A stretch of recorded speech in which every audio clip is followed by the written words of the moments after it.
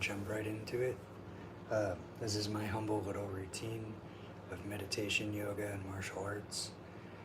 30, 30, 30, you know, more or less 30 minutes each section. And we're going to do a meditation on the Buddha first.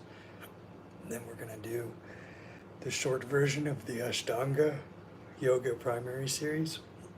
And then we're going to do about 30 minutes of high intensity interval training with martial arts body weight workouts, shadow boxing, solo drills, and things like that. Today we'll probably just do striking because it's like my Monday.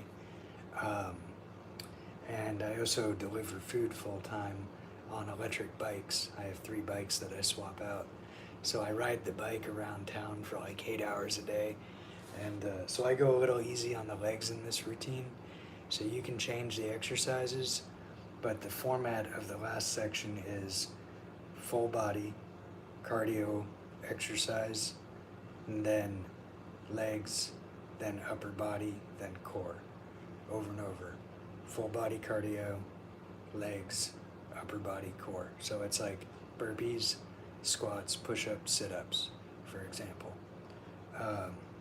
And this whole routine is really good for giving you an entire body-mind workout so that you can feel happy and healthy and accomplished to go on with your day or to end your day. And I recommend that you have some kind of pre-workout drink, caffeine, coffee, whatever, because it's a long routine, it's an hour and a half, and some water for before, during, and after. In between sips of your caffeine, you need to have water.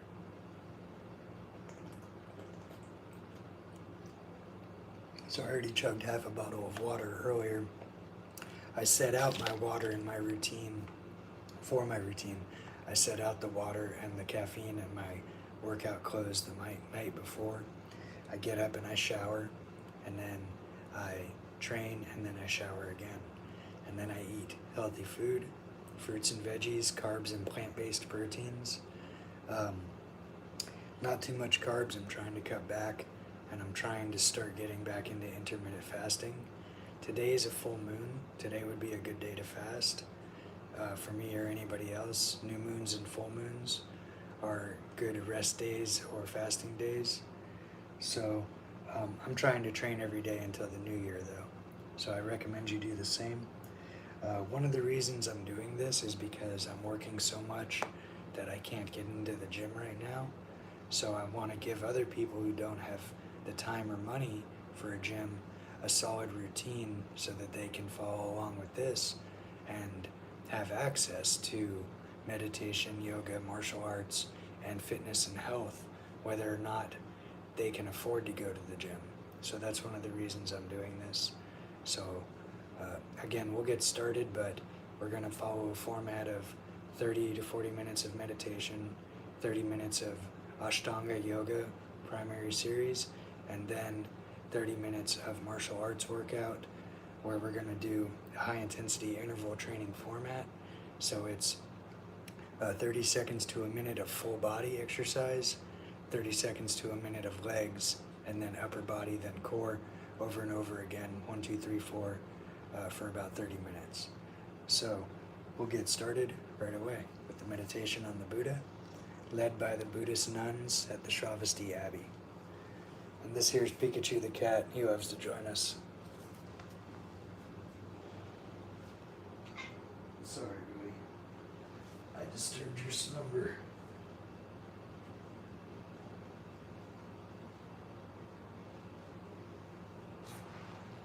I know you just want to hang out with me.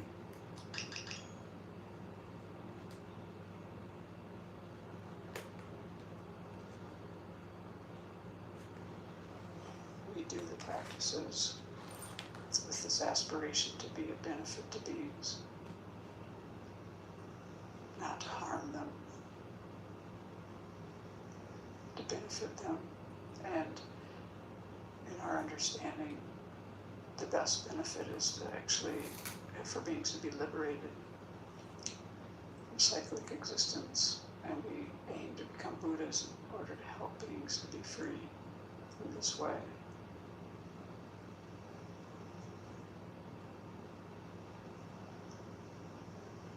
generate those thoughts in your own way.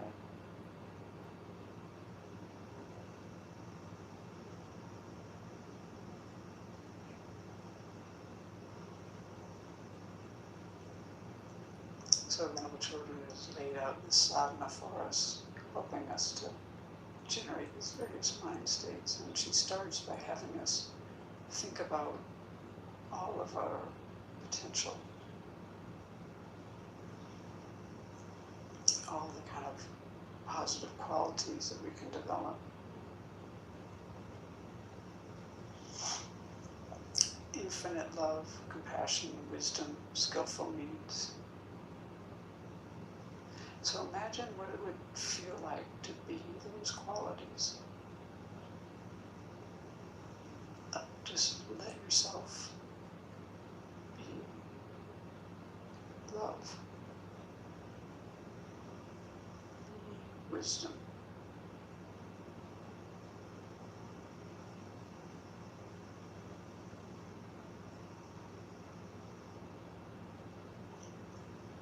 try to feel the expansiveness and peace in your heart.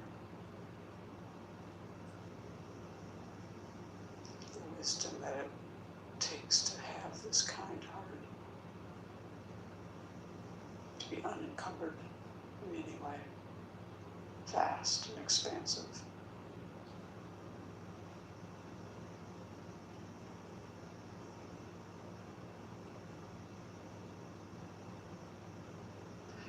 Taking everything that's happening in this world, reaching out to every being, human and otherwise, to benefit each one.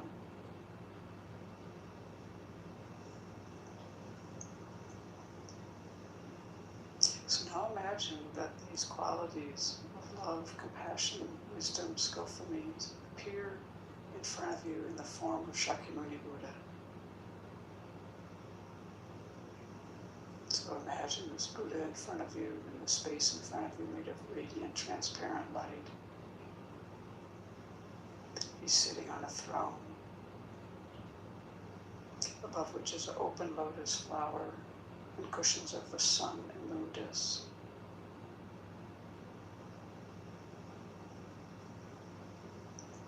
This entire visualization is made of radiant, transparent light. But you're imagining a living being with a light body. So you feel yourself in the presence of the Buddha.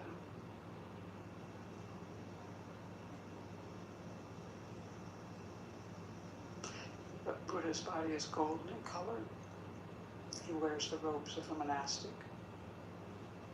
His right hand, with the palm down, rests on his right knee. The earth-touching mudra. And his left hand is in his lap holding a bowl of nectar. And this nectar is the medicine to cure our afflictions and all of our hindrances.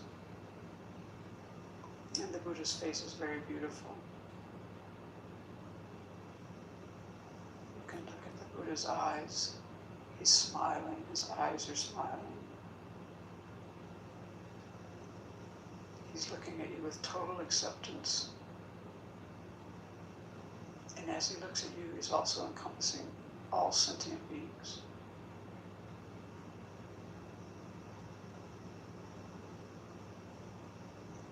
The Buddha's eyes are very peaceful, long and narrow. His lips are red and his earlobes are long. Imagine rays of light radiating from every pore of the Buddha's body.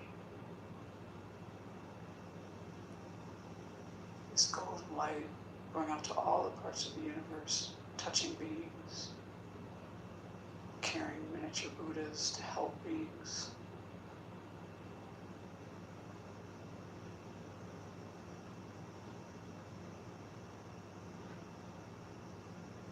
And as they complete their work, they dissolve back into the Buddha.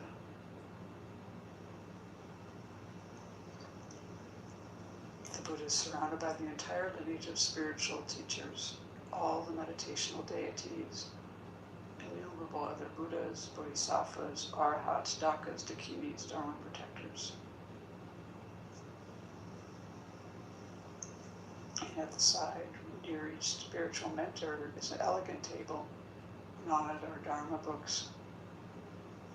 The sounds of the Dharma fill the air.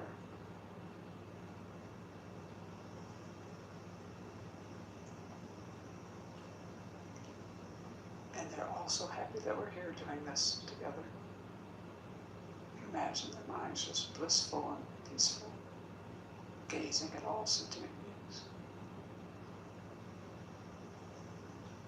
So you imagine that actually you are surrounded by all sentient beings in human form. Your mother of this life is on your left. Your father of this life is on your right. Any people you have difficulty with, you imagine in front of you, facing the Buddha, keeping them there for protection.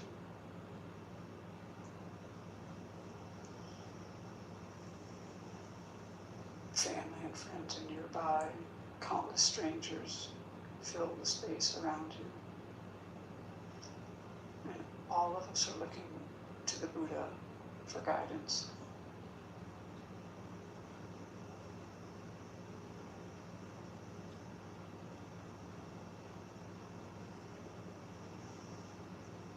So first we need to cultivate a sense of refuge. So we think of all the dangers of cyclic existence. Just think about how things are not secure. We run into dissatisfaction, often dukkha, often. And people, all the beings around us, all the sentient beings around us, are also in the same boat, floundering in cyclic existence. And many of them have not met any kind of teachings that will help them out of this quagmire. So we generate compassion. And now think of the wonderful qualities of the Buddha, Dharma, and Sangha, and generate this sense of confidence in them, in their ability to guide you out of all of these recurring problems. To take refuge, we need causes, this kind of concern, this kind of alarm, fear, type, and also this confidence and faith, and the compassion. So it is possible, on the basis of your present life and mind, to free yourself from all of these undesirable experiences. So resolve to explore that possibility to the fullest.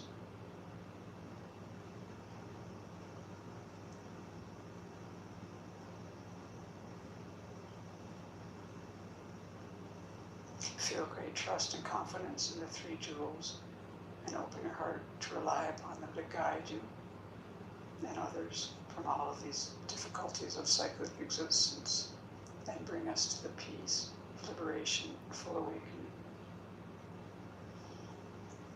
So as we do these refuge verses, starting here, now we're on the top of page 21, we'll be taking refuge in the Buddha, and we imagine actually leading all of the sentient beings around us and going for refuge. And we visualize white, radiant light flowing from all of the Buddhas, the spiritual mentors, the Bodhisattvas, all of these holy beings flowing into us and all the beings around us. And this light completely purifies all of our destructive karmic imprints and afflictions. And it also brings all the realizations of the path.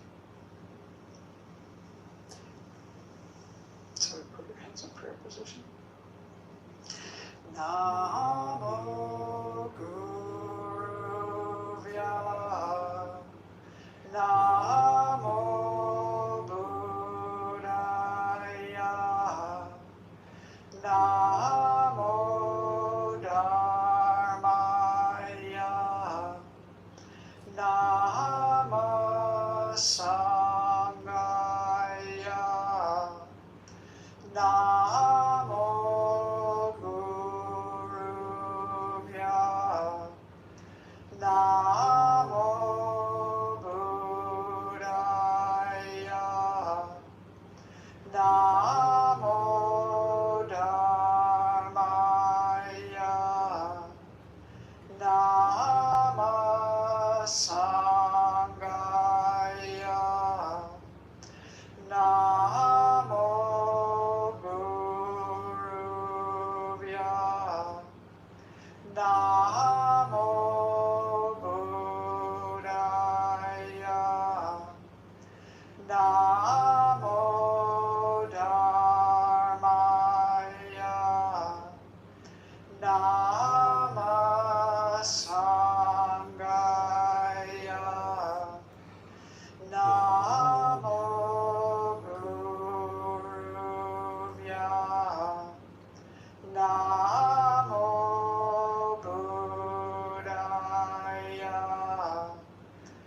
Namo Dharmaya, Nama Sangaya, Namo Guruvya, Namo Buddhaya, Namo Dharmaya, Nama Sangaya, Namo Guruvya, Namo Buddhaya, Namo Dharmaya, Nama Sangaya, Namo Guruvya, Namo Buddhaya,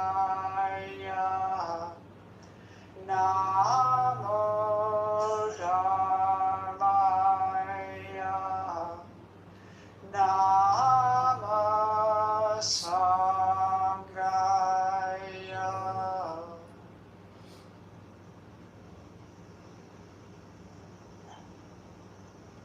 So feel that you've come under the protection of the three jewels.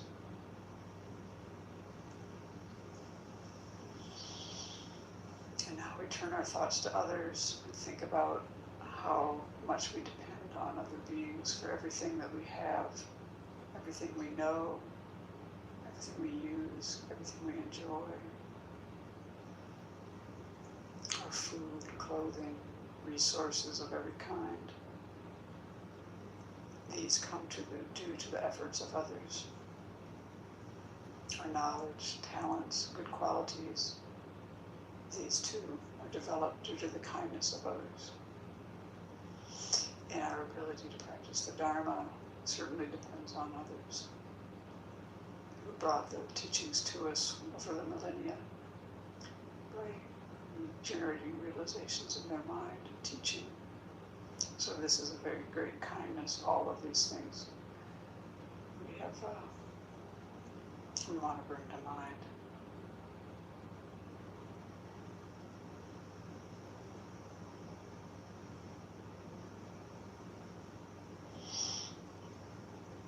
Our innermost wish is to be free from suffering. And this is the case for everyone else as well. We want to be happy. All beings want to be happy. And like us, they encounter many difficulties, problems, sufferings. And usually, actually, their difficulties are more so than our own. Not always, but often. And when we examine our capacity to help beings, we find that we're actually quite limited.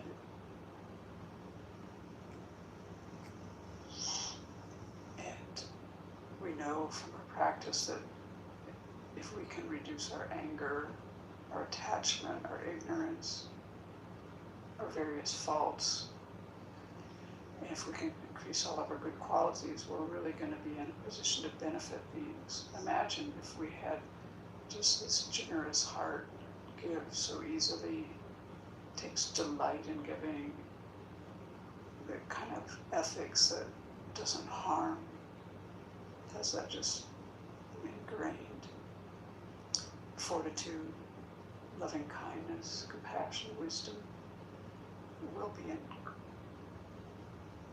excellent position to help beings by having our good qualities developed. And if we develop them fully, like Buddha does, then we'll be able to be of the greatest benefit to beings. So we generate this altruistic intention in order to be able to benefit beings most effectively. So as we take refuge and generate bodhicitta, imagine the lights flowing into you from all of these Buddhas and holy beings. and it's flowing into you and all the sentient beings around you. So we're on the top of page 22. I take refuge until I have awakened in the Buddhas, the Dharma, and the Sangha. By the merit I create by engaging in generosity and the other far-reaching practices, may I attain Buddhahood in order to benefit all sentient beings. I take refuge until I have awakened in the Buddha, the Dharma, and the Sangha. By the merit I create by engaging in generosity and the other far-reaching practices, may I attain Buddhahood in order to benefit all sentient beings. I take refuge until I have awakened in the Buddha, the Dharma, and the Sangha. By the merit I create by engaging in generosity and the other far-reaching practices, may I attain Buddhahood in order to benefit all sentient beings. So imagine the Buddha is so pleased with your altruistic intention. And the replica emerges from the Buddha, comes to the crown of your head, melts into golden light, flows into you. Feel that you and the Buddha have become inseparable.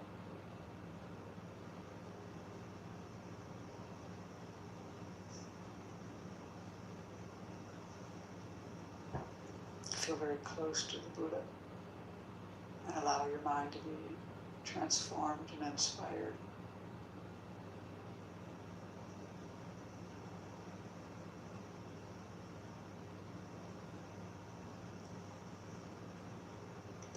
Let go of all conceptions you have about yourself. Let go of any self-denigrating thoughts.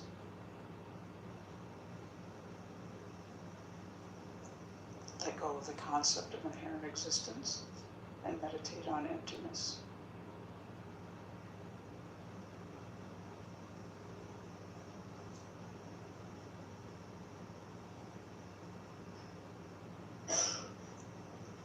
As your heart appears a small Buddha, reed of light.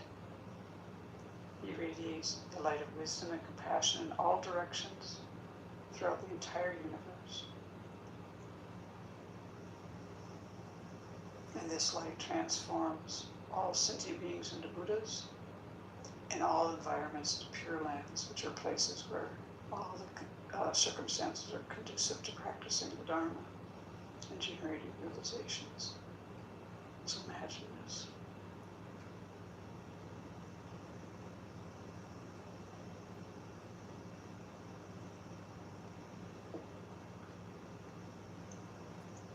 You've transformed all sentient beings into Buddhas and all environments into Pure Lands in your imagination.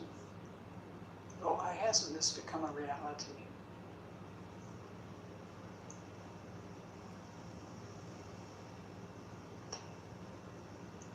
We sentient beings have bias, prejudice, we lack love, compassion, and joy.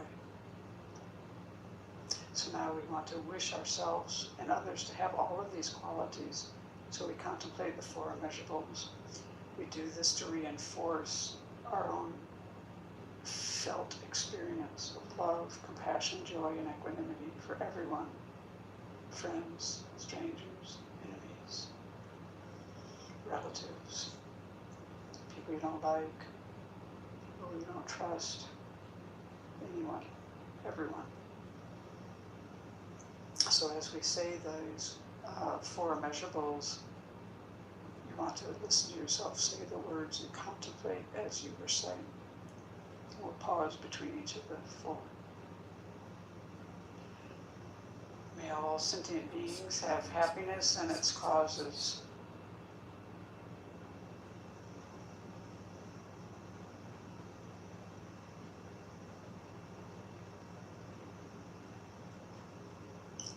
May all all sentient beings be free of suffering and its causes.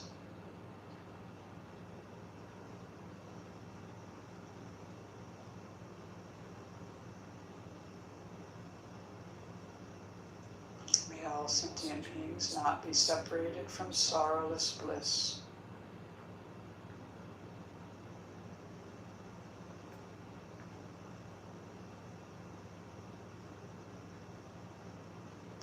May all sentient beings abide in equanimity, free of bias, attachment, and anger.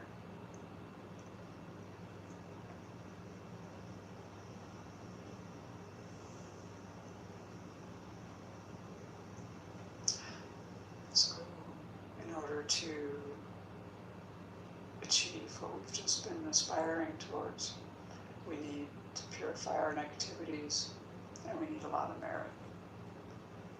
We need to abandon things and adopt things.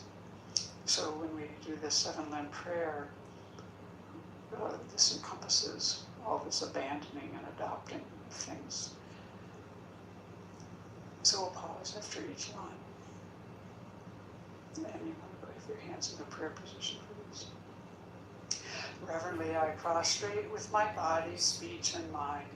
So imagine yourself and all the beings, the sentient beings around you, making prostrations to all the holy beings in front of you in the field of merit, repeatedly prostrating.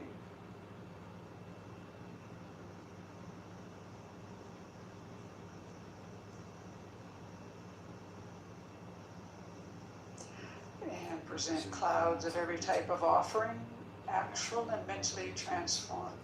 So imagine offering everything beautiful to the Buddha and all the holy beings.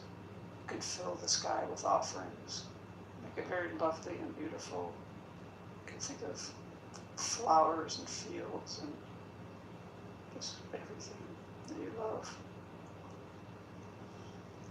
Offer to all the holy beings. You can do this repeatedly.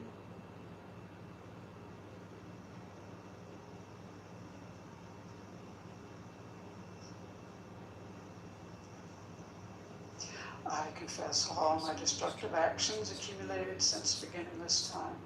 So now we do like a glance meditation of the 4 permanent powers. So for this, bring to mind something that you wish to purify, some fault or mistake. Bring it clearly to mind and generate regret for that.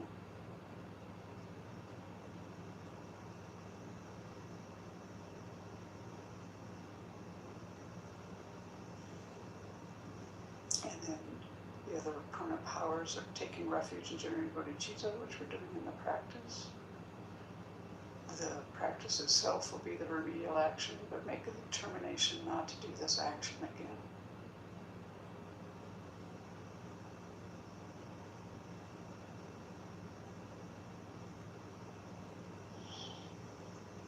And rejoice in the virtues of all holy and ordinary beings. So think of common sentient beings like ourselves, the holy beings, and delight and take, rejoice in all of the virtue created by any kind of being. Let go of any jealousy, envy, and just rejoice in the goodness in the world.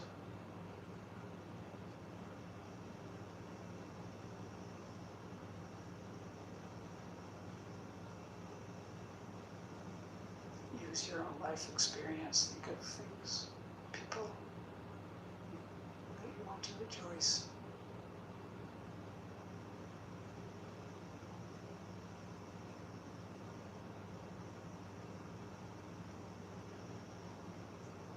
And the next verse. Please remain until cyclic existence ends. So now we offer a double dorje. This symbolizes long life, and we offer this to the holy beings. We do this requesting them to live long, to always be a part of our life. And you can do this multiple times in your imagination.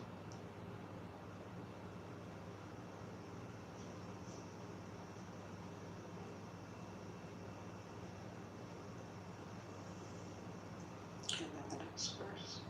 And turn the wheel of Dharma for sentient beings. So again, make this offering. You're offering with both hands this beautiful 1,000-spoke Dharma wheel, golden in color. Offering this to the teachers and the Buddhas to guide you and to continue to teach the Dharma.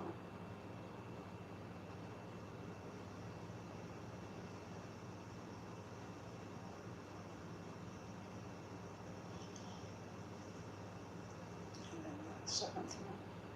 I dedicate all the virtues of myself and others to the Great Awakening. So now we steer these limbs toward full awakening of ourself and all beings. Now we'll offer the mandala. Here we imagine everything beautiful in the universe, offering it to all the holy beings with the wish that they will continue to teach and guide us and that we can generate realizations in our mind. This ground anointed with perfume, flowers strewn mounts make room for land, sun, and moon, imagined as a Buddha land and offered to you.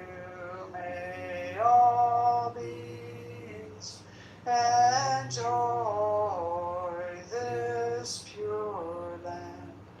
The objects of attachment, aversion, and ignorance, friends, enemies, and strangers, my body, wealth, and enjoyments, I offer these without any sense of loss.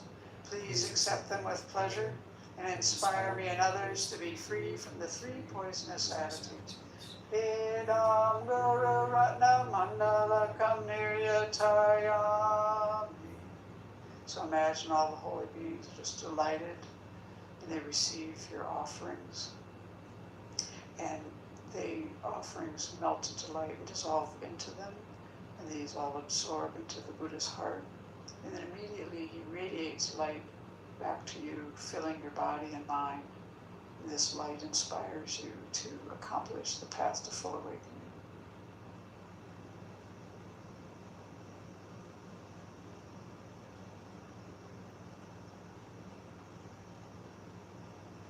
So in order to progress along the path, we need to develop realizations.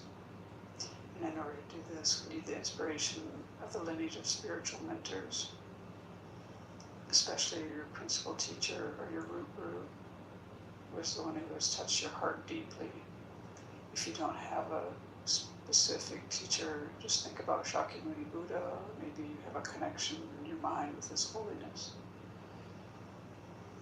And we make this request, page 25. Glorious and precious root guru, sit upon the lotus and moon seat on my come, guiding me with your great kindness. Bestow upon me the attainments of your body, speech, and mind. And so then, at this point, you imagine that a replica of your teacher in the aspect of the Buddha emerges from the Buddha in front of you. And it comes to sit on a lotus and moon disc on the crown of your head, facing the same direction as you. So then this Buddha on the crown of your head is going to act as an advocate for you to request inspiration from the entire field of merit as we continue the request. And we're doing the long one on page 26. Buddha, unequal teacher and guide, venerable protector Maitreya, successor, superior Sangha prophesied by Buddha, to you three Buddhas and Bodhisattvas I make request. Buddha, head of the Shakya clan, the foremost guide, peerless in expounding emptiness, Manjushri, embodiment of the Buddha's complete wisdom, exalted Nagarjuna, best of the superiors who sees the profound meaning. To you three crowning jewels of clear exposition I make request. Atisha, upholder of this great vehicle, who sees the profundity of dependent arising. Drome Rinpoche, elucidator of this good path. To these two ornaments of the world I make request. Avalokiteshvara, great treasure of objectless compassion. Manjushri, masteress of flawless wisdom. Tsongkhapa, a crown jewel of the snowy land sages. Losamgrappa, I make request at your feet. Holder of the white lotus, embodiment of all the conqueror's compassion, guide benefiting migrating beings in the land of snow mountains and beyond. Sole deity and refuge, Tenzin Gyatso, at your feet I make request. The eyes through whom the vast scriptures are seen, supreme doors for the fortunate who would cross over to spiritual freedom, illuminators whose wise means vibrate with compassion. To the entire line of spiritual mentors I make request.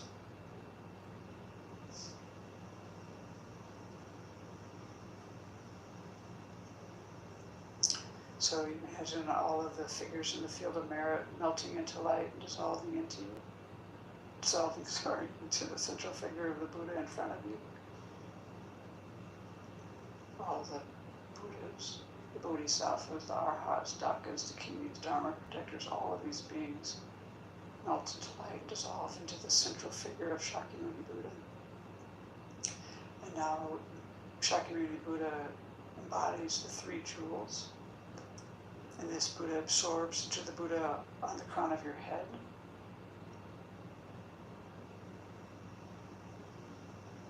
And then as we recite the Buddha's mantra, try to let your mind be very open and receptive. Imagine this white light flowing into you from the Buddha on the crown of your head. It purifies all your negativities, all your obscurations, and it generates within you the realizations of the stages of the path. So we'll recite the Buddha's mantra together. Tayata Om Mune Mune Maha Mune Soha. Tayata Om Mune Mune Maha Mune Soha. Tayata Om Mune Mune Maha Mune Soha. Tayata Om Mune Mune Maha Mune Soha. Tayata Om Mune Mune Maha Mune Soha. Tayata Om Mune Mune Maha Mune Soha. Tayata Om Mune Mune Maha Mune Soha. Tayata Om Mune Mune Maha Mune Soha. Tayata Om Mune Mune Maha Mune Soha. Tayata Om Mune Mune Maha Mune Soha. Tayata Om Mune Mune Maha Mune Soha. Tayata Om Mune Mune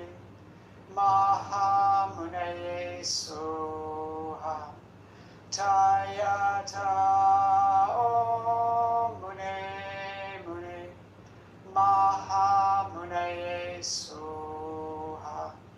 Tayata Om Mune Mune Maha Mune Soha.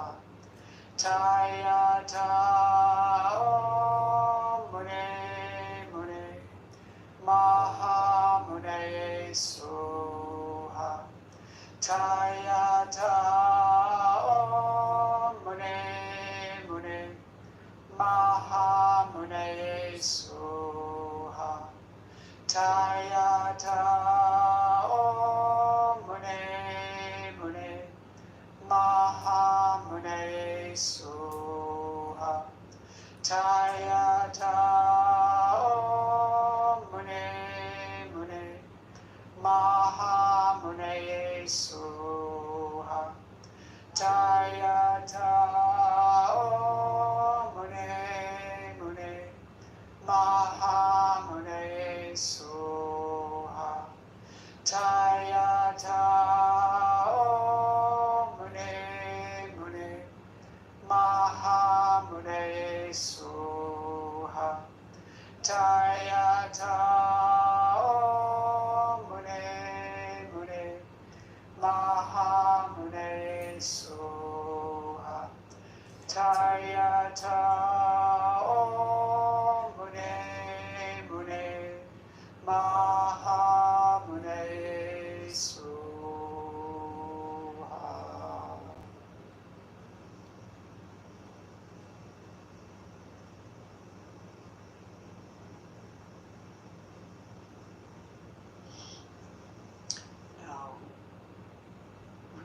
establish the visualization of Shakyamuni Buddha above the crown of your head, made of golden, transparent, radiant light, a living being.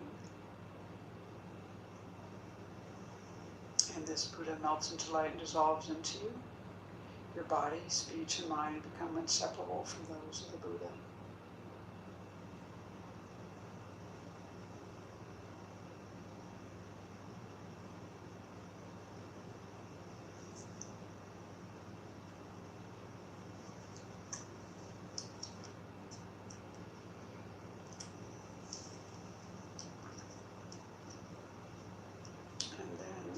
The dedication prayers, starting on the page that we're on in the sadhana, which is 27.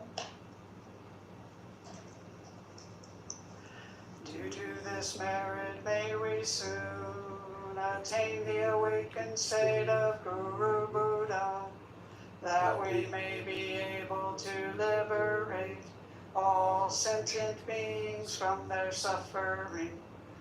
May the precious Bodhi mind, not yet born, arise and grow. May that born have no decline, but increase forevermore. Excuse me, buddy. So that's the meditation on the Buddha. And now that your body and mind are quiet and restful, it's a good time to repeat a positive affirmation or a mantra or a prayer, whatever works for you. So I recommend something like this. May all beings everywhere be happy, healthy, and free, including me. And there's a Sanskrit version of that. Loka samasta sukhino bhavantu. And you can repeat these things over and over. Or if you need money, you can say something like, people keep handing me money, someone just gave me 20. And it's funny, but it works. If you drive a thought into your subconscious with your conscious mind, it will bear fruit like a seed. And you do that all the time, whether you realize it or not. So you're constantly planting seeds in the subconscious of your mind. Your mind comes from the literal ground. All things come from one thing, right? Everything is just a division of the earth. The earth is a division of particles in the universe, and you're connected to that oneness. So every time you say or think something, you're planting seeds into the oneness, or you're making prayers. So if you're constantly repeating negative self-thoughts, that's what you're manifesting in your life. If you're constantly saying things like, oh shit, you're going to make your life into shit. So don't do that. Be repeating positive affirmations. I'm strong, I'm happy, I'm healthy. I'm prosperous, healthy, wealthy, and wise, beautiful, whatever you want, whatever you need. You create that by practicing repetition, right? So, moving on. Now's the time to repeat some affirmations to yourself. I'll shut up for a few minutes while I clean the room and put on some music with some remixed speeches related to that. And I'm going to clear out the pillows and the blanket and sweep the room, which is a continuation of the meditation practice, because the little pile of dust that builds up in here is very similar to the stuff that builds up in our mind, like those negative thoughts I was just talking about. So if you have mental health or emotional issues, get a spot to meditate in, clean it every day, right? Clean your mind every day with these type of things. Take a bathroom break, drink water, caffeine, and we'll get to the yoga in just a minute.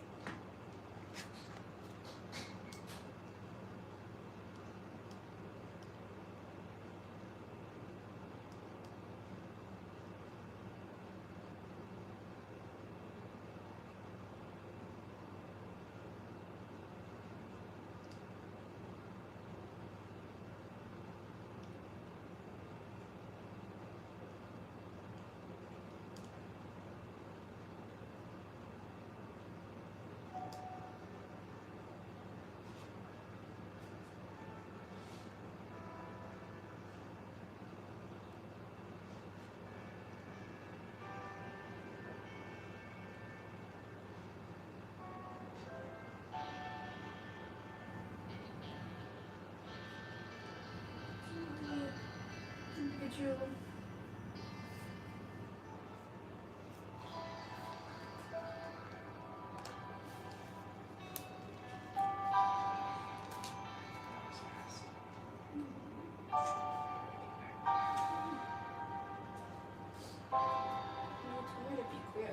I'm sorry. But I don't want to be an emperor. That's not my business. I don't want to rule or conquer anyone. I should like to help everyone if possible. Jew, Gentile, black man, white. We all want to help one another. Human beings are like that. We want to live by each other's happiness, not by each other's misery. We don't want to hate and despise one another.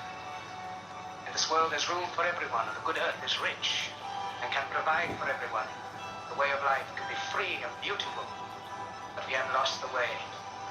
Greed has poisoned men's souls, has barricaded the world with hate, has goose-stepped us into misery and bloodshed.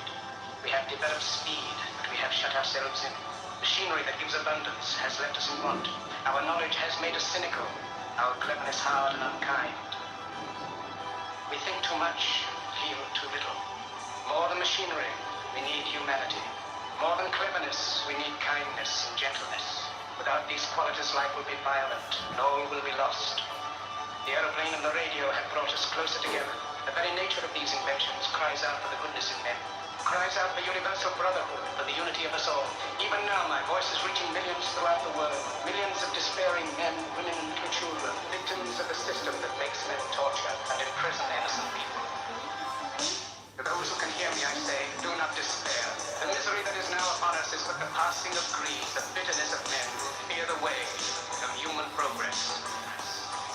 The hate of men will pass and dictators die, and the power they took from the people will return to the people. So long as men die, liberty will never perish. Soldiers, don't give yourselves to brutes.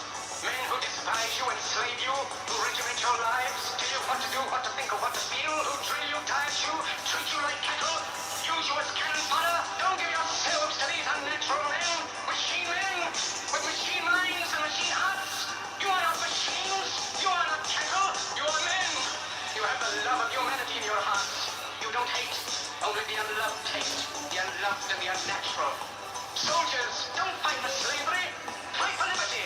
In the 17th chapter of St. Luke it is written, the kingdom of God is within man, not one man nor a group of men, but in all men, in you. You, the people, have the power to create machines, the power to create happiness. You, the people, have the power to make this life free and beautiful, to make this life a wonderful adventure. Then in the name of democracy, let us use that power. Let us all unite.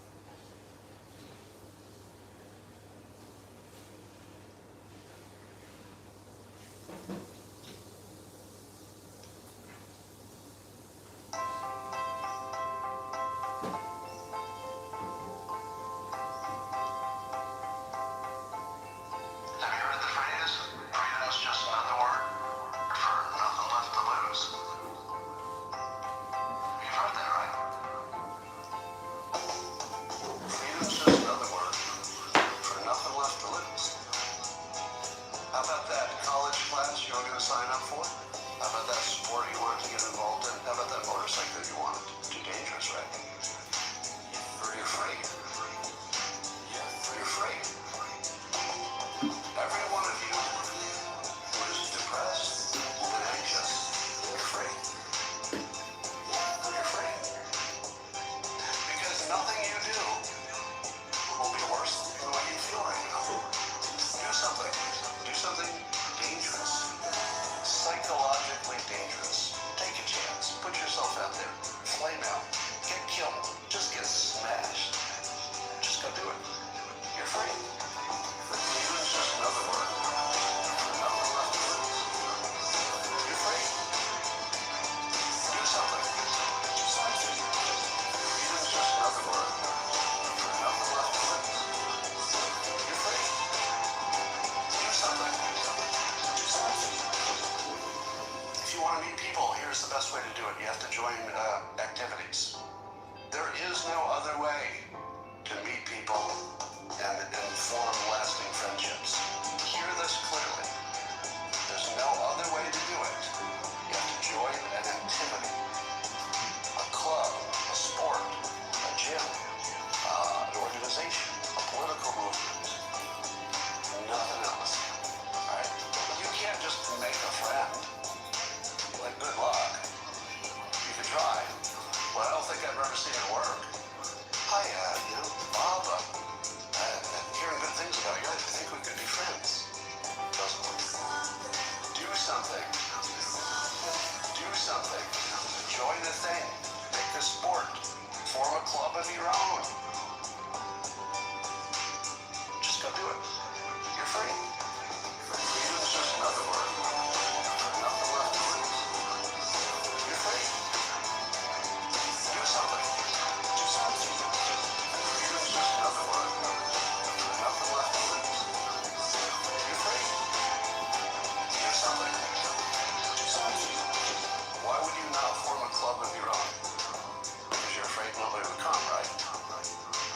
What's the difference? You're as good as dead. You're depressed. You're anxious. You hate your life. You're thinking about putting a...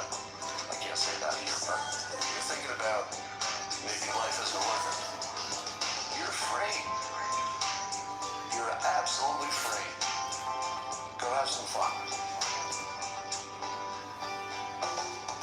Freedom is just another word. Nothing left to lose. You're free. Do something. Do something. Freedom is just another word. Nothing left to lose. You're free. Do something. Do something.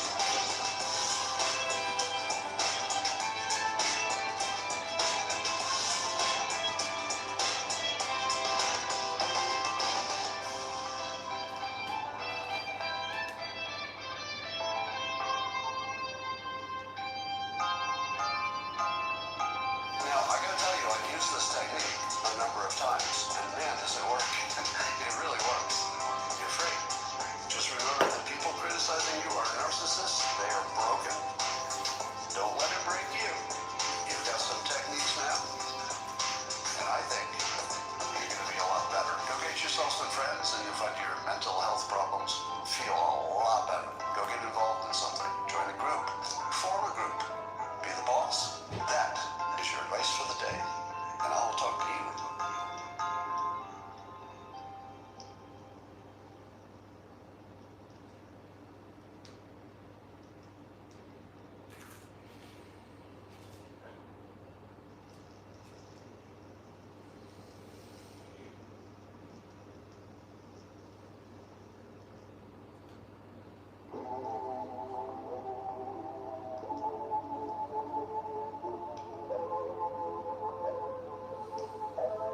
You want to make sure that you always inject novelty. It's what triggers memory.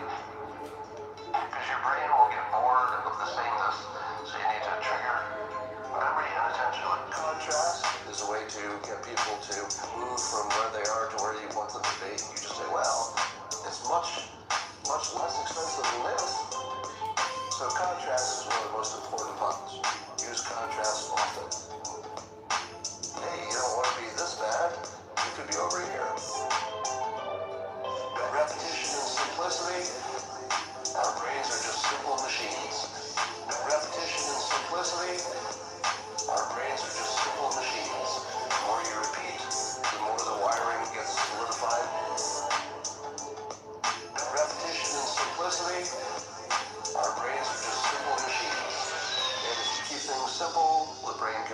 process it and deal with it.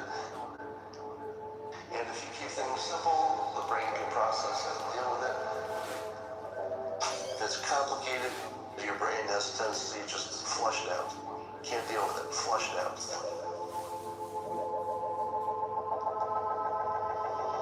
The fake because is a form of pseudo-logic.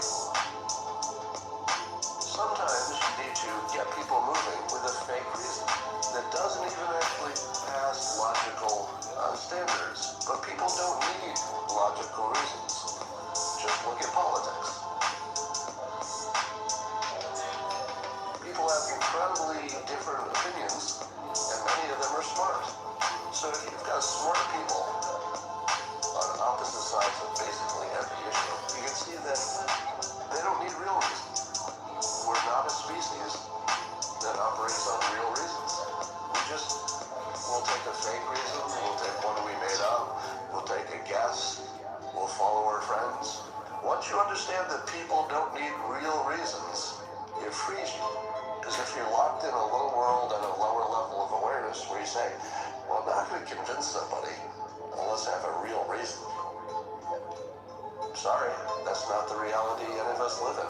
Real reasons are good if you have them, use them, but we don't need them. Real reasons are good if you have them, use them, but we don't need them. Real reasons are good if you have them, use them, but we don't need them. Once you know you don't need them, and the reality and being authored, you're in better shape. Repetition and simplicity, our brains are just simple machines. Repetition and simplicity, our brains are just simple machines. The more you repeat, the more the wiring gets solidified. Repetition and simplicity, our brains are just simple machines. Repetition and simplicity, our brains are just simple machines. Repetition and simplicity, our brains are just simple machines. The more you repeat, the more the wiring gets solidified. Repetition and simplicity, our brains are just simple machines.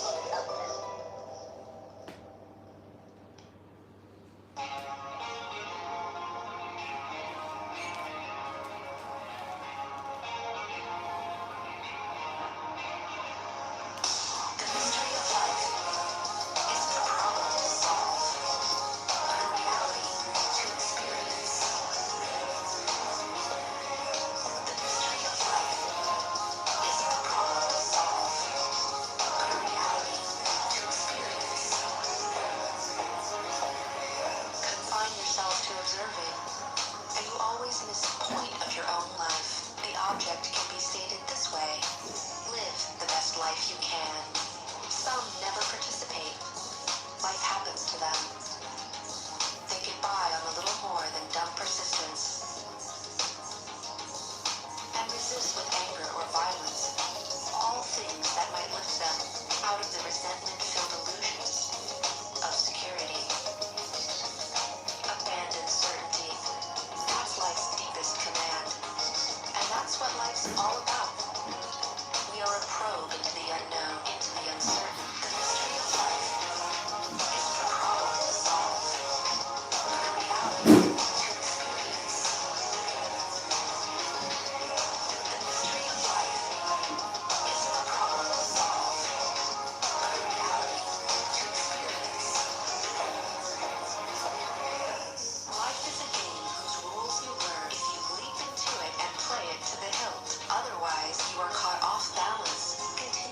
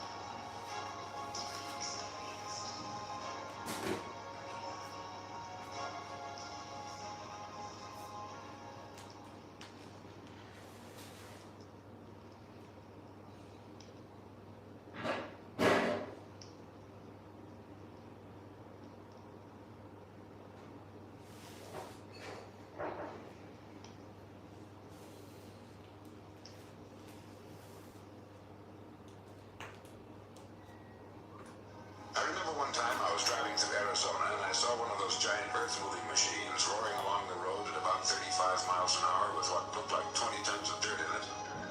A tremendous, incredible machine. And there was a little man perched way up on top with the wheel in his hands guiding it. And as I drove along, I was struck by the similarity of that machine to the human mind. Just suppose you're sitting at the controls of such a vast source of energy. Are you going to sit back and fold your arms and let it run itself into a ditch? Or are you going to keep both hands firmly on the wheel and control and direct this power to a specific worthwhile purpose? It's up to you. You're in the driver's seat. We must control our thinking. We must control our thinking. It's up to you. You're in the driver's seat. We must control our thinking. The very law that gives us success is a two-edged sword. The same rule that can lead a man to a life of success, wealth, happiness, and all the things he's ever dreamed of for himself and his family, that very same law can lead him into the gutter. It's all in how he uses it, for good or for bad. This is the strangest secret in the world. For good or for bad. This is the strangest secret in the world. We must control our thinking. We must control our thinking. It's up to you. You're in the driver's seat. We must control our thinking. Now, why do I say it's strange and why do I call it a secret? Actually, it isn't a secret at all. It was first promulgated by some of the earliest wise men, and it appears again and again throughout the Bible. But very few people have learned it, understand it. That's why it's strange, and why, for some equally strange reason, it virtually remains a secret. I believe that you could go out and walk down the main street of your town and ask one man after another what the secret of success is, and you probably wouldn't name one man in a month who could tell you. Now, this information is enormously valuable to us if we really understand it and apply it. It's valuable to us not only for our own lives, but the lives of those around us, our family, employees, associates, and friends. Life should be an exciting adventure. It should never be a bore. A man should live fully, be alive. He should be glad to get out of bed in the morning. He should be doing a job he likes to do because he does it well. We must control our thinking. We must control our thinking. It's up to you. You're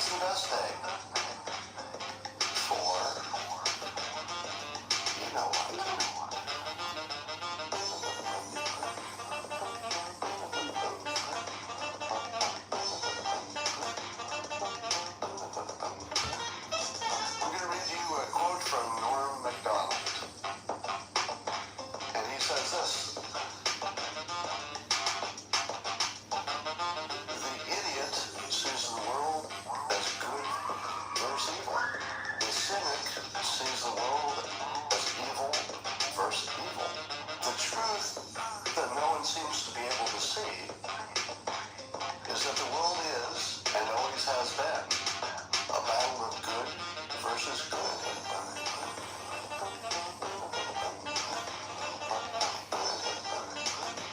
Versus good. Versus good.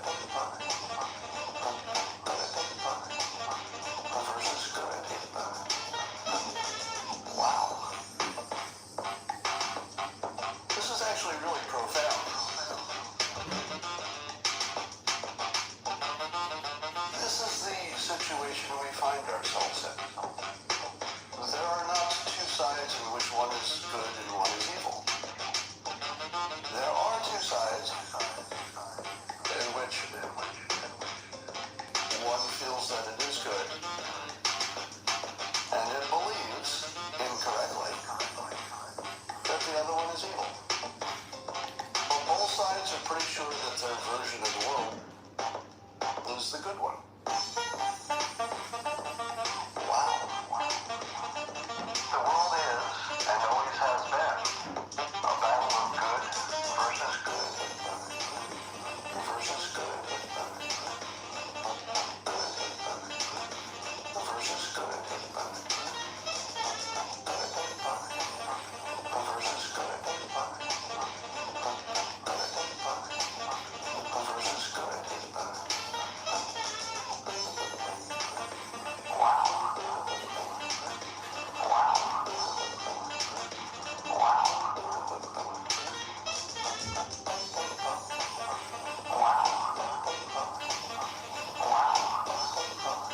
Wow.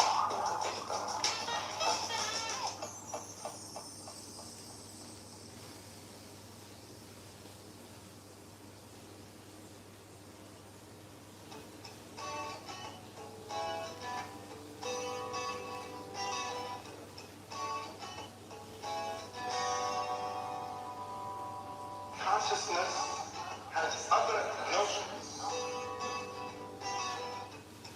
of how things ought to be, what virtue is, and so on.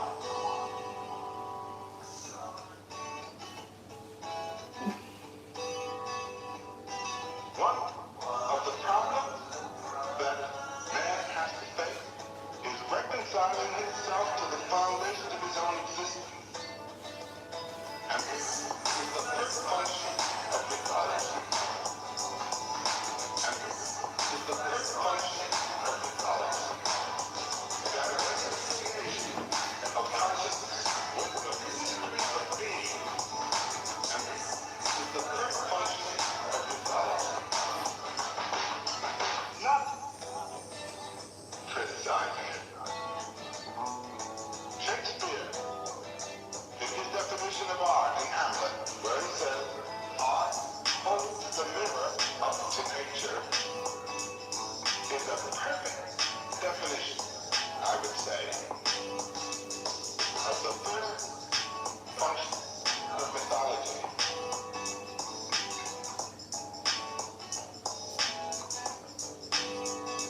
When you hold the mirror up to yourself, your consciousness becomes aware of its support.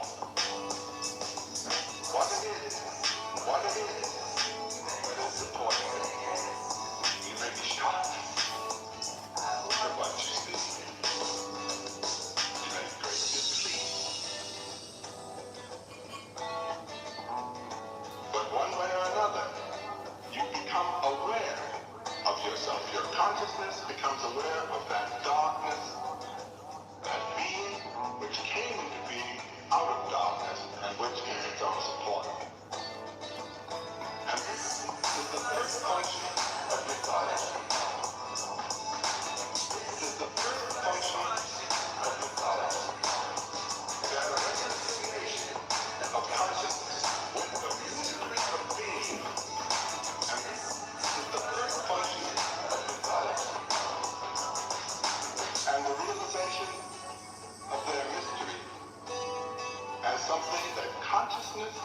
not going to be able to criticize, not even going to be able to elucidate, not even going to be able to name. It is something beyond naming, beyond all definition.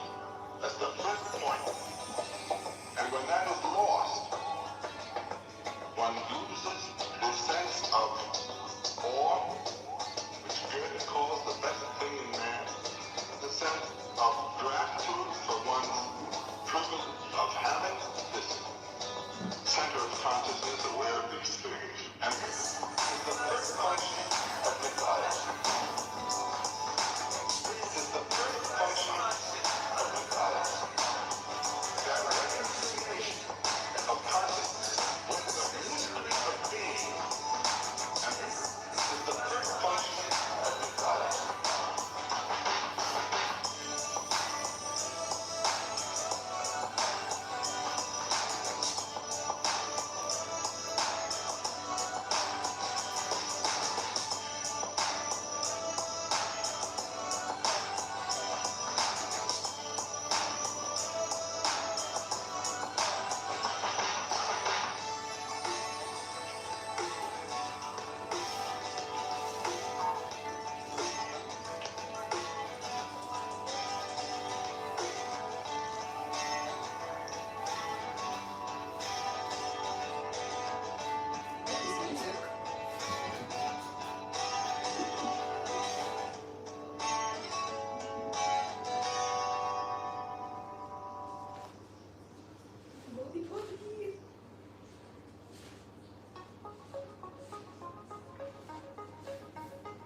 It is a basic proposition for the Hindu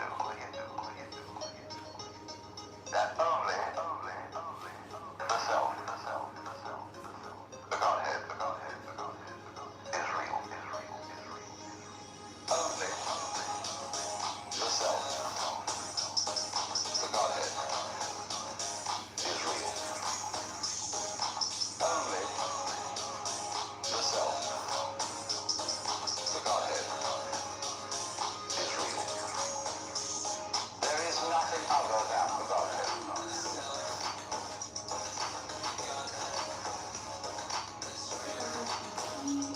There is nothing other than the Godhead.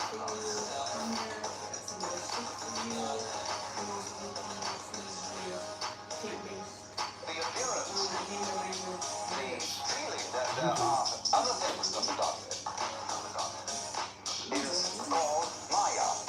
Maya is called Maya. Maya. Maya. Maya. We ordinarily translate that word illusion. But you must be careful about the word illusion. Illusion is related to the Latin ludo. And that means play. And this is why the analogy of the world is dramatic. It's a play. In the sense of a stage play. Now, when you go to the theater, you know what you're going to see is not for real. But the actor, and you will hope that he will be good at it, is going to try and persuade you that it's for real. So that he will so move you that you are crying or sitting in anxiety upon the edge of your chair. So the audience is almost persuaded to be taken in. Now what about if this would happen with the very best actor of all? The great actor. The audience would of course be completely taken in.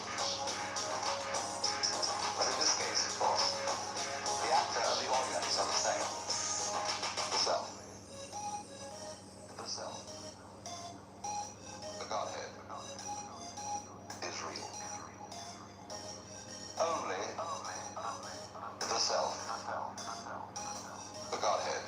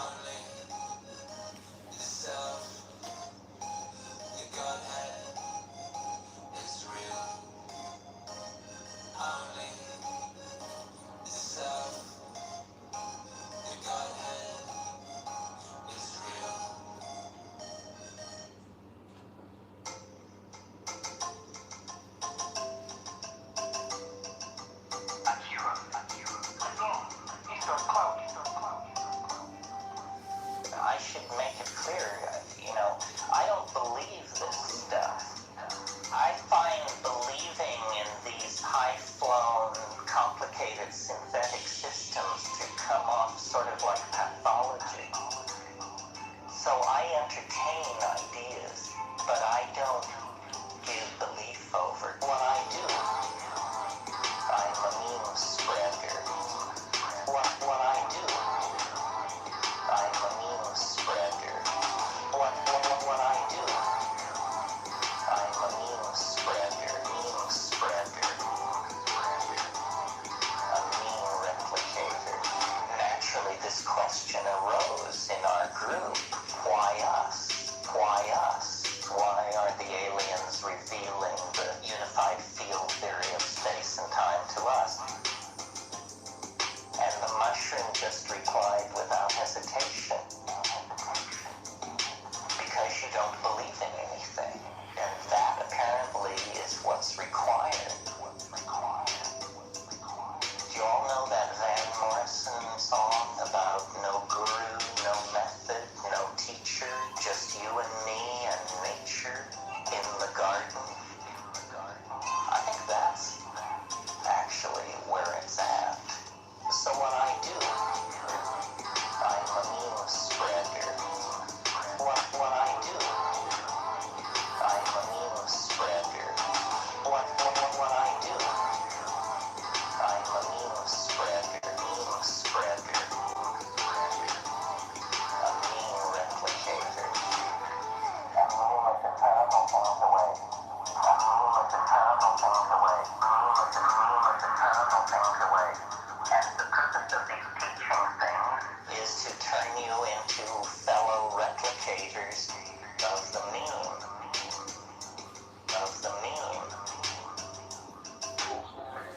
Should go forth and tell other people,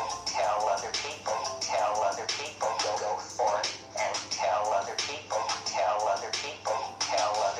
and copy it into their head, copy it into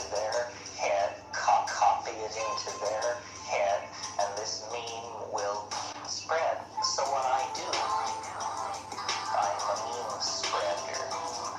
What I do, I'm a meme spreader. What I do, I'm a meme spreader, a meme replicator. Because we cannot evolve faster than our language. The edge of being is the edge of meaning. And somehow we have to push the edge of meaning. We have to extend it. Because if we appear to be confronted by insoluble problems, it's because we have the wrong language for dealing with this problem. You learn that with computers. Certain languages are good for certain kinds of problems. We have to constantly evolve language and push it forward. So what I do, I'm a meme spreader. What I do, I'm a meme spreader. What I do, I'm a meme spreader, a meme replicator.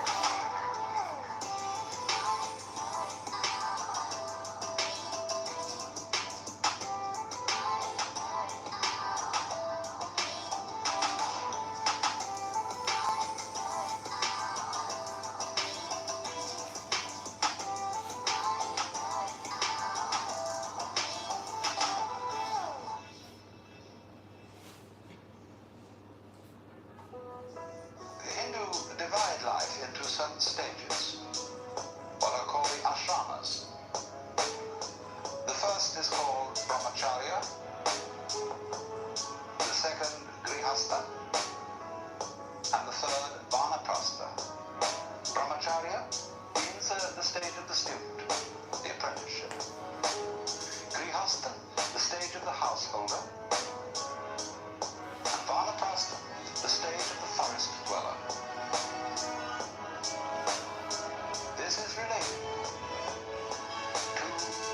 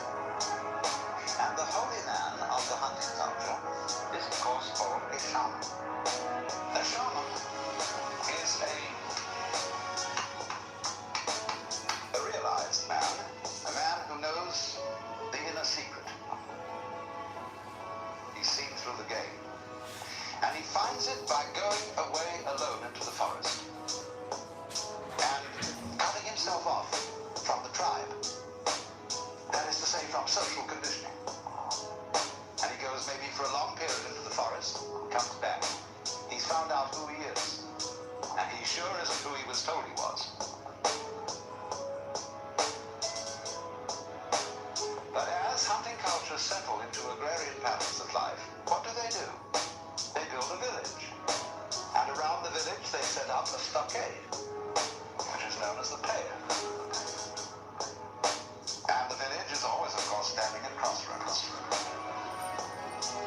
And there you get in an agrarian society a division of labor. And the division of labor comprises four.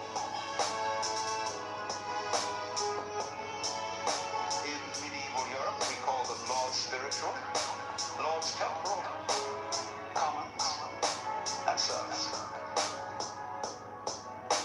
In India, they are Brahmins, Kshatriya, that means fighters, Vaishya, merchants, traders, Shudra, laborers.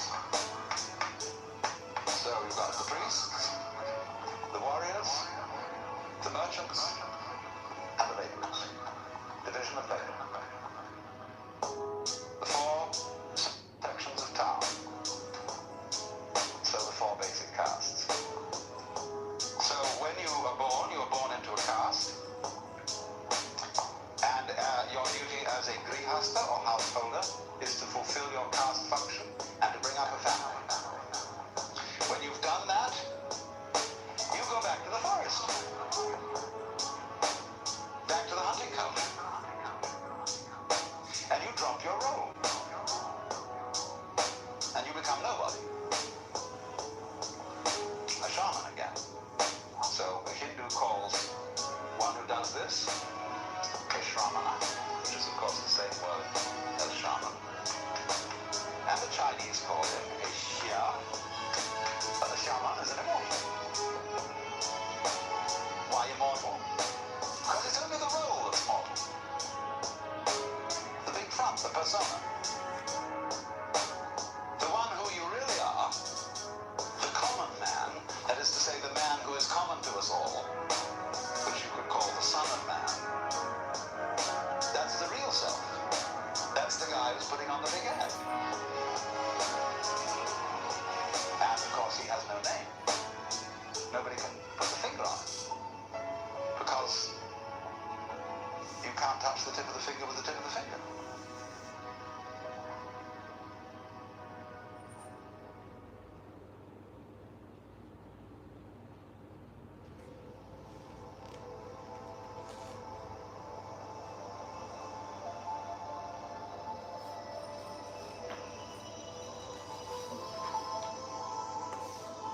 We came.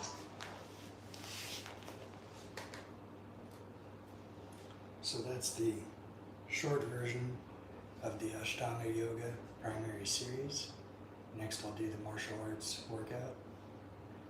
And today we're going to do kickboxing with body weight exercises in between each round.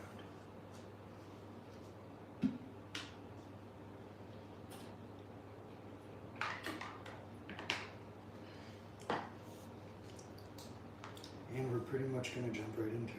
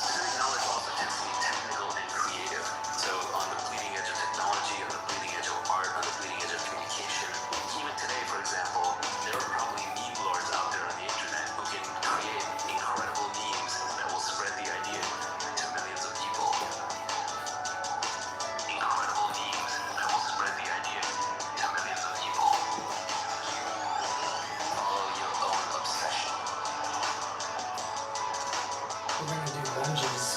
Follow your own obsession. Follow your own obsession. Follow your own obsession. And somewhere in the back of your mind, you can realize that, hey, actually, this obsession, gotta keep an eye out for the commercial aspects of it. But I think if you go around trying to build it a little too deliberately, if you become too goal-oriented on the money, then you won't pick Handstand the right thing. push-ups. Or any push-up. You won't actually pick the thing that you love to do, so you won't go deep enough into it. But I think it's important that one not start assembling things too deliberately. Because you do want to pick things where you are a natural. Everyone is a natural at something. We're all familiar with that phrase, unnatural. Oh, this person's a natural at meeting men or women. This person's a natural socialite. This person's a natural programmer. This person's a natural leader. So, whatever you are a natural at, you want to double down on that. And then there are probably multiple things you're natural at because personality is humans are very complex. Leg raises. We want to be able to take the things that you are natural at and combine them so that you automatically, just through sheer interest and enjoyment, end up top 25 or top 10 or top 5% at a number of things.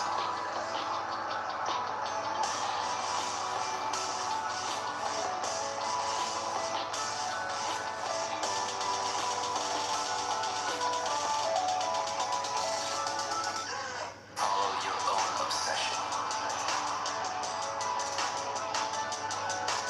Follow your own obsession. Whatever you are natural at, you want to double down on that. Follow your own obsession. Follow your own obsession. Whatever you are natural at, you want to double down on that. Whatever you are natural at, you want to double down on that. Follow your own obsession. Follow your own obsession. Whatever you are natural at, you want to double down on that.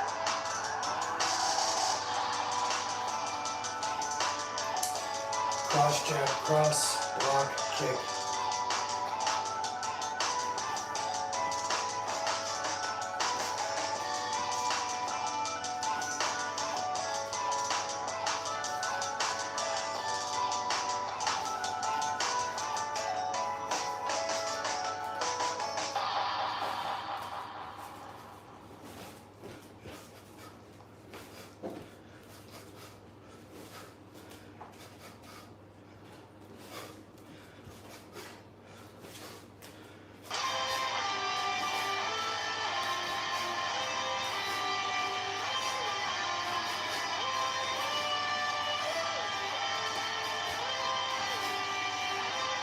Everybody's got these stupid barriers they put in their own head. You gotta resist those Kicks. goddamn things because they don't do you any good, and they certainly define the potential for your future in a negative way. It's not self-serving, and it's not even real. But this idea that there's no way to get past the starting block today is just ludicrous. It's crazy, and it's just this poor thinking. And people that are trapped in bad situations, one of the problems is you feel like this is your future. You feel like you're fucked. You can't get out of it. There's no hope. There's no light at the end of the tunnel. There's no rainbow. If you feel like that, that alone can be incredibly defining and limiting. But if you look at yourself objectively and say, I kind of am fucked here. I'm in credit card debt, working in a shitty job, don't like what I'm doing, but I have some ideas. I need to feed those fucking ideas. I need to feed them and water. I need to set aside a certain amount of time every day to just try to make those things happen every day. To just try to make those things happen every day. To just try to make those things happen every day. You can't do that. Do shit that's difficult every day. Every day. Do shit that's difficult every day. You can't do that. Do shit that's difficult every day. Every day. Do shit that's difficult. It's very important to struggle. Look at someone who's doing really well and very greatness and success. All you see is him now, flying around private jets, wearing a new pair of sneakers every day, driving around in Bentleys. You just see that. You don't see him being a young kid in Philadelphia going to open mic nights. There's a progression that you're not witness to.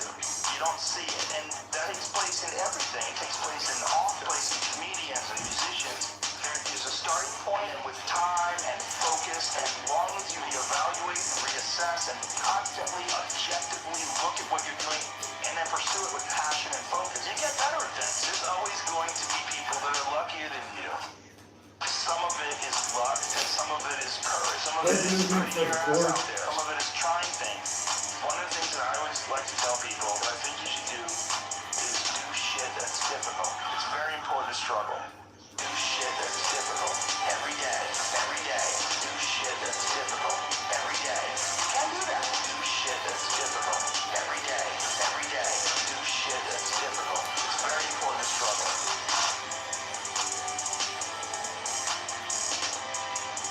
Switch your stance.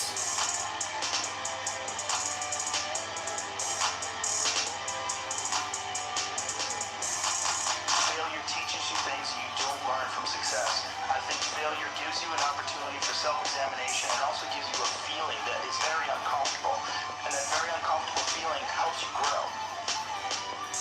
And don't look at these failures as proof that you suck. Look at them as opportunities for growth. And don't Full look body at burpee. these failures as proof that you suck. Look at them as opportunities to be motivated to do better. Do shit that's difficult every day. Every day. Do shit that's difficult every day. You can do that. Do shit that's difficult every day. Every day. Do shit that's difficult. It's very important to struggle. Do shit that's difficult every day. Every day.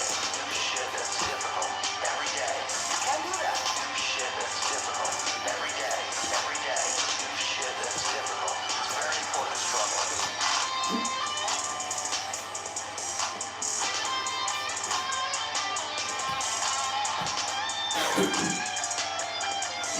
You're gonna do calf raises. Easy leg exercise. Remember that. There's not enough struggle. You don't get to know yourself without struggle. You don't get to know your boundaries unless you push them. You don't get to know who you are really unless you're tested.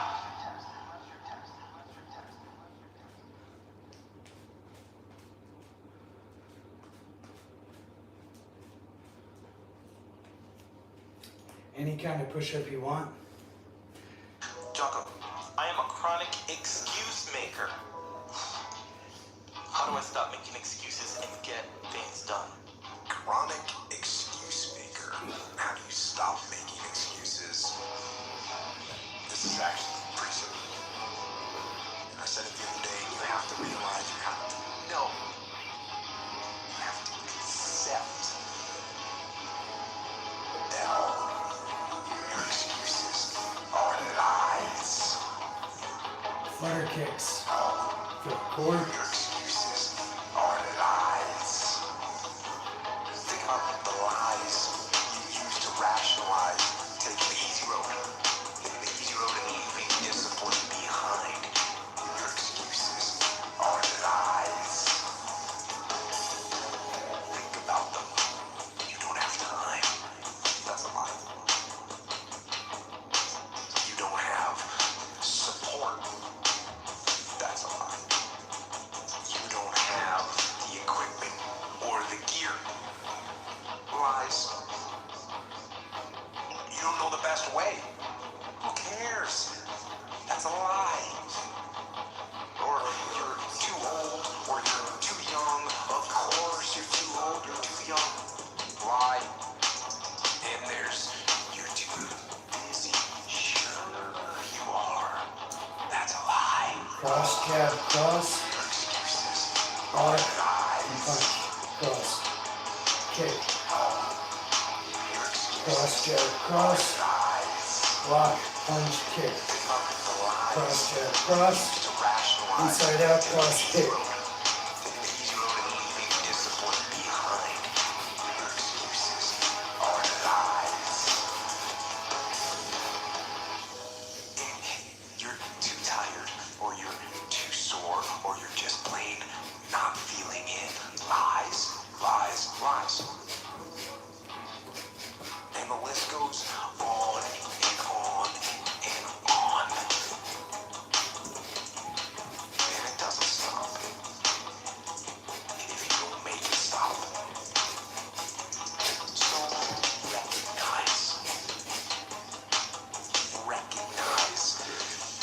We're gonna lunge, Excuses are not valid.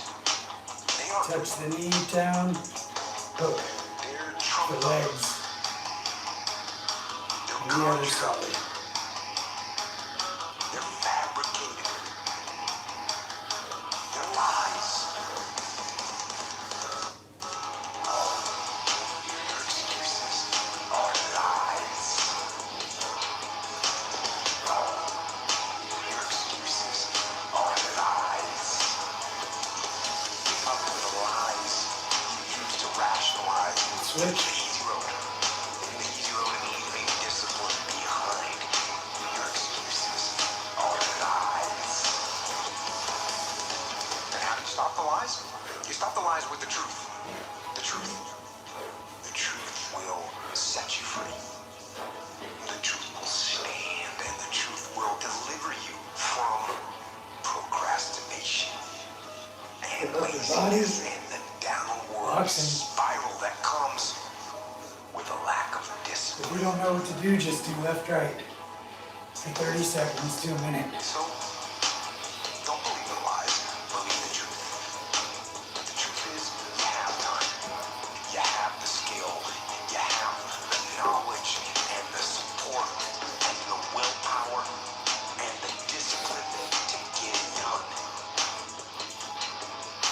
So, cast out the lies, burn them down, and listen to the truth.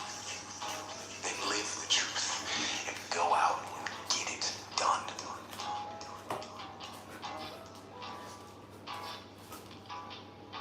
And again.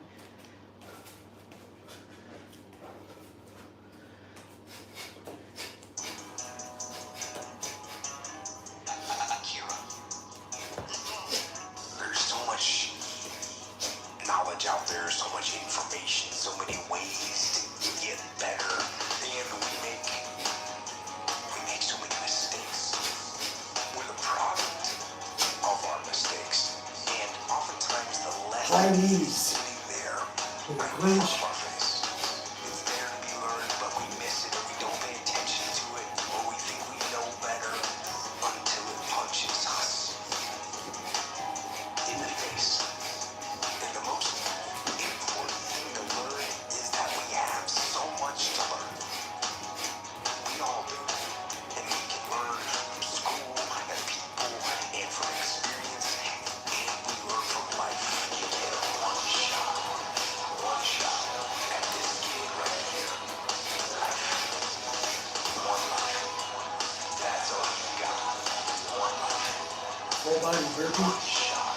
But you have to process the information. You have to absorb it. You have to accept it. You have to open your mind. You gotta free your mind so that you can learn and make real progress. And as far as regrets, things I wish I would have done differently, of course.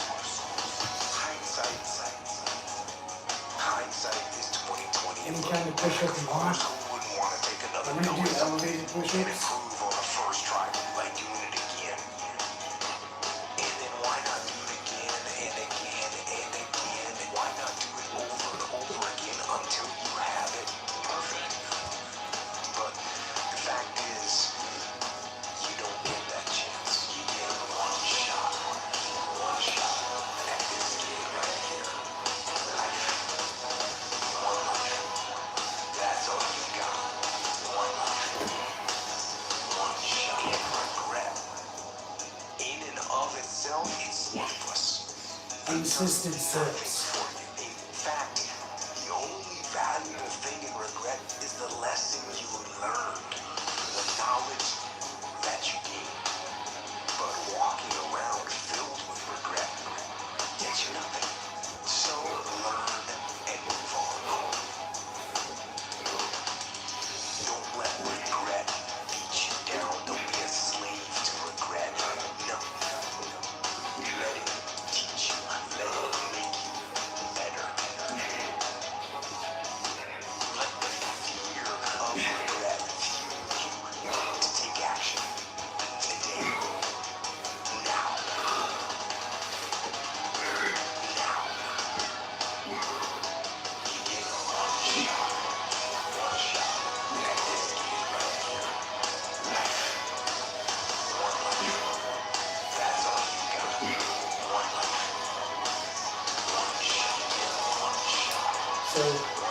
Cross, jab, cross. Clench and clap the ears. Knee and push kick. That's all you got. One shot.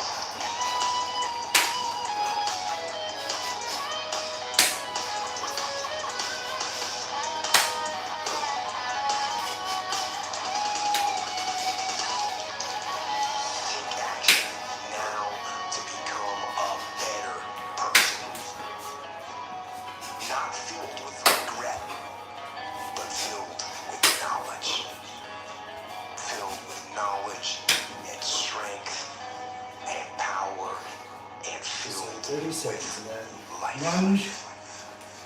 Slip. Uppercut. Touch your knee down. Uppercut.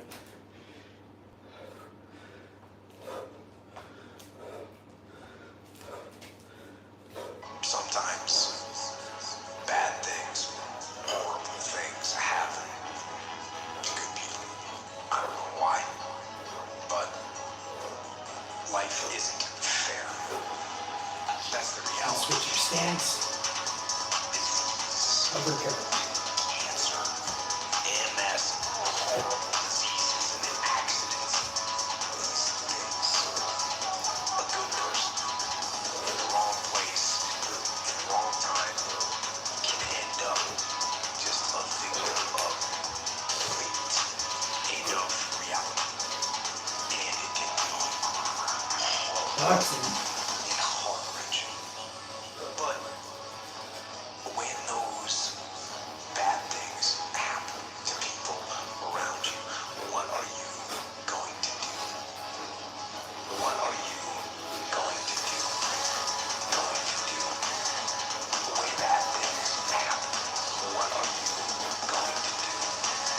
Going to do?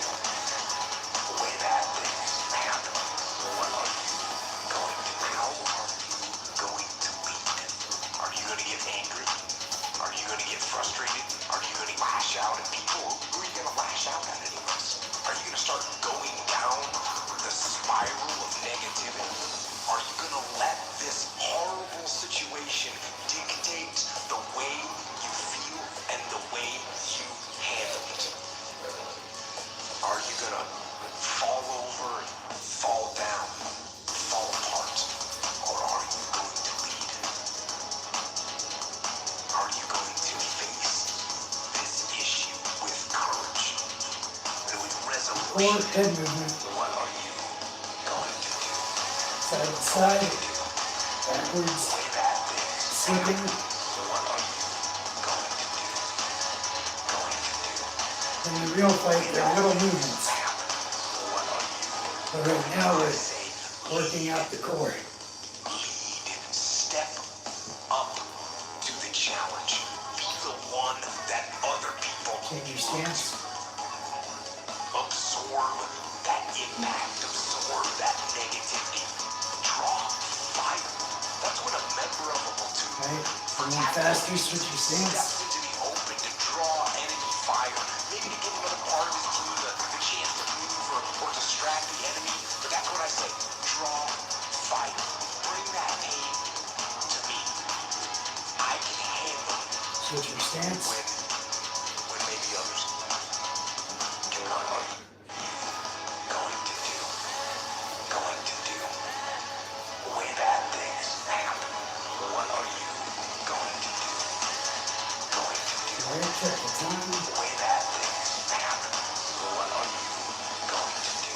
When bad things are happening, I am Full body going to burpee. try and be the one good thing. The thing standing tall that can be relied upon, because I know that attitude will spread. It will bolster those around me, and we will fight. And in fighting, we will win. And if not the battle, and if not the war, we will One leg calf because raises. our spirit, it will never surrender. What are you going to do?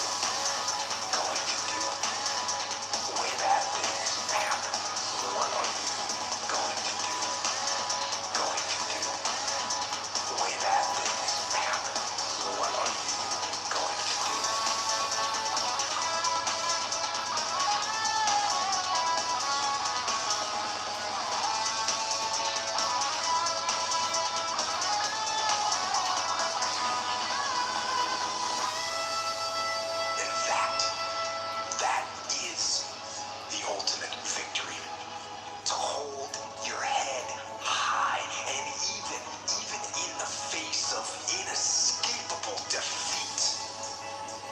push-ups. and to fight.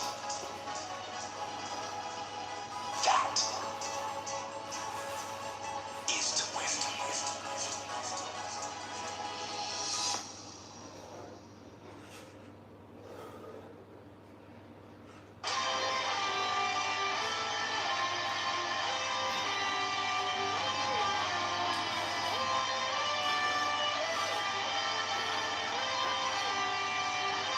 Everybody's got these stupid barriers they put in their own head. The You core, gotta resist those goddamn I'm gonna things. do They don't scissor do you any kicks. good, and they certainly define the potential for your future in a negative way. It's not self-serving, and it's not even real. This idea that there's no way to get past the starting block today is just ludicrous. It's crazy. And it's just this poor thinking. And people that are trapped in bad situations, one of the problems is you feel like this is your future. You feel like you're fucked. You can't get out of that. There's no hope. There's no light at the end of the tunnel. There's no rainbow. And if you feel like that, that alone can be incredibly defining and limiting. But if you look at yourself objectively and say, I kind of am fucked here. I'm in credit card debt, working in a shitty job, don't like what I'm doing, but I have some ideas. I need to feed those fucking ideas. I need to feed them and water. I need to set aside a certain amount of time every day to just try to make those things happen every day. To just try to make those things happen every day. So freestyle kickboxing, Every day. lead with a kick, You can't do that. throw some punches in there, some elbows and knees, Every day. Do right? shit that's difficult. Every day. You can't do that. Do shit that's Move around. every day. Every day. Do shit that's difficult. It's very important to struggle. Look at someone who's doing really well and very famous and successful. All you see is him now flying around private jets, wearing a new pair of sneakers every day, driving around in Bentleys. You just see that. You don't see him kicks. being a young kid in Philadelphia, Jabbing going to to open the mic head, nights. There's a progression the body, that you're not witness to. straight punch You to don't the body. see it, and that takes place in everything. It takes place in office, place in comedians and musicians. There is a starting point, and with time and focus, and as long as you evaluate and reassess and constantly, objectively look at what you're doing, and then pursue it with passion and focus, you get better at things. There's always going to be people that are luckier than you.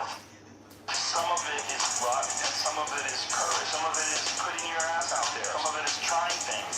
One of the things that I always like to tell people that I think you should do is do shit that's difficult. It's very important to struggle. Do shit that's difficult every day. Every day. Do shit that's difficult every day. You can do that. Do shit that's difficult every day. Every day. Do shit that's difficult. It's very important to struggle.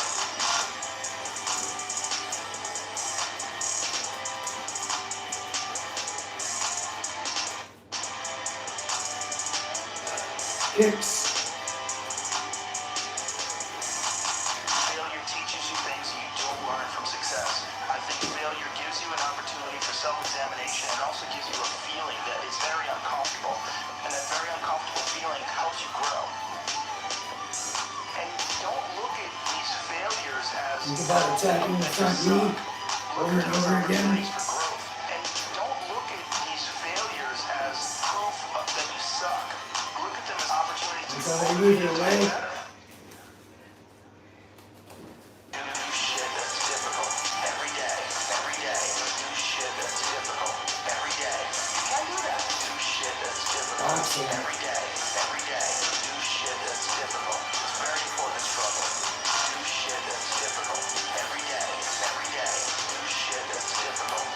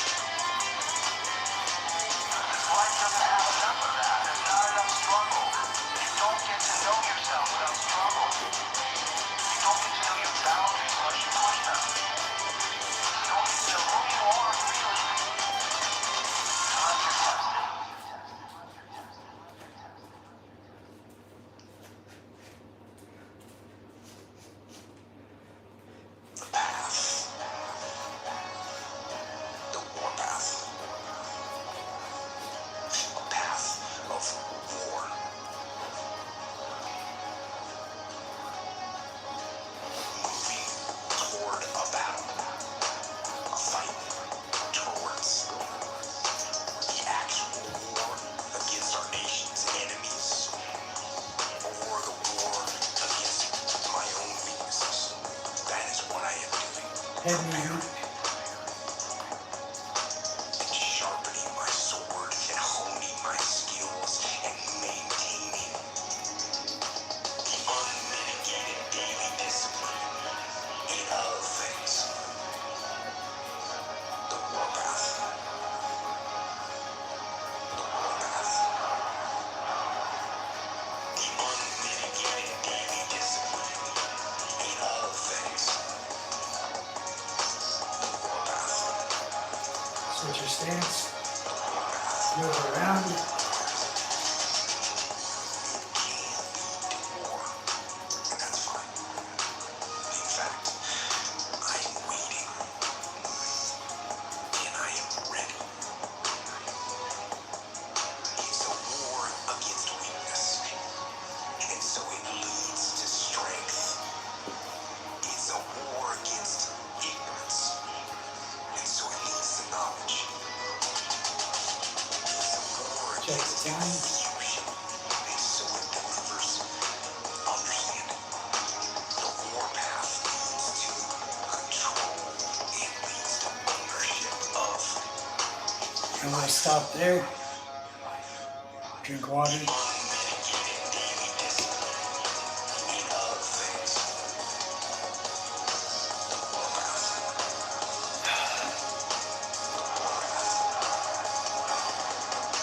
The unmitigated daily discipline.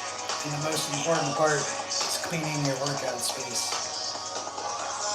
and hygiene.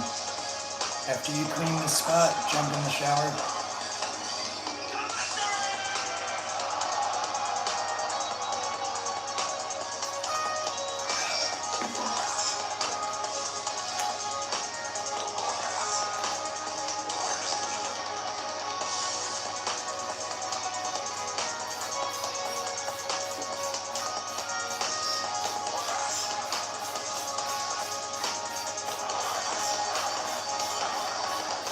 And that, to me, is the warpath. The path of fire and adversity. The path of blood and of sweat and of suffering. The warpath is the preeminent path of discipline, which is why it leads to freedom. And beyond that, in the end, the warpath, it leads to peace. He sounds like Peacemaker. He said he wants peace no matter how many women and children he needs to kill to get there. So, take all the motivational stuff with a grain of salt. Clean the room, take your shower, eat healthy food, fruits and veggies, carbs and proteins, plant-based proteins, drink lots of water, and I'll see you tomorrow.